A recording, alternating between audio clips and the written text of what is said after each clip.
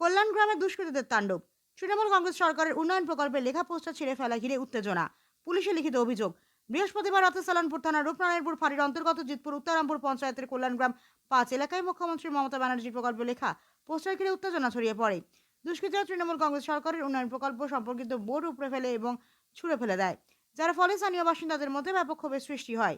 জিতপুর উত্তরামপুর পঞ্চায়েতের প্রধান তাপস মণ্ডল এই ঘটনার তীব্র নিন্দা করে বলেন, এটি সম্পূর্ণ জনবিরোধী এবং উন্নয়ন বিরোধী মানসিকতা। তিনি আশঙ্কা প্রকাশ করেন যে এই ঘটনার পেছনে একটি বিরোধী রাজনৈতিক গোষ্ঠী থাকতে পারে, যারা এলাকার শান্তি বিঘ্নিত করার চেষ্টা করছে। উপপ্রধান সুজিত মোদক এটিকে একটি সুপরিকল্পিত ষড়যন্ত্র হিসেবে বর্ণনা করে বলেন যে উন্নয়ন প্রকল্প বন্ধ রাখার জন্য ইচ্ছাকৃতভাবে এই কাজ করা হয়েছে। তিনি স্পষ্ট করে বলেন যে এই বিষয়ে রূপনারায়ণপুর ফাঁড়িতে একটি লিখিত আবেদন জমা দেবেন, যাতে দোষীদের চিহ্নিত করা যায় এবং কঠোর ব্যবস্থা নেওয়া যায়, ভবিষ্যতে এই ধরনের ঘটনা যাতে রোধ করা যায়। আজকে মমতা বন্দ্যোপাধ্যায়, মুখ্যমন্ত্রী মমতা বন্দ্যোপাধ্যায় যে আমাদের পাড়া আমাদের সমাধানের যে প্রকল্পের কাজ সারা পশ্চিমবঙ্গব্যাপী চারিদিকে চলছে। কল্যাণগ্রাম 5 নম্বরও সেই প্রত্যেকটা বুথে যে 10 লাখ টাকা কাজ, সেই 10 লাখ টাকা কাজের মধ্যে আমাদের স্ট্রিট লাইট, এই এলাকাটা অন্ধকার ছিল, আমরা এখানে স্ট্রিট লাইট লাগিয়েছিলাম। যে মুখ্যমন্ত্রীর যে কাজের যে বিবরণের যে পোস্টার, সেই পোস্টারটা এখানে লাগানো হয়েছিল।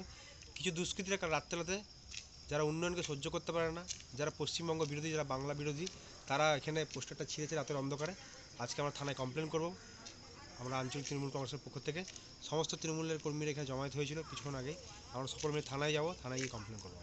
নামটা বলুন আপনার। আমার নাম সুরজিৎ মোদক, জিতপুর উত্তরামপুর আঞ্চলিক তৃণমূল কংগ্রেসের সভাপতি।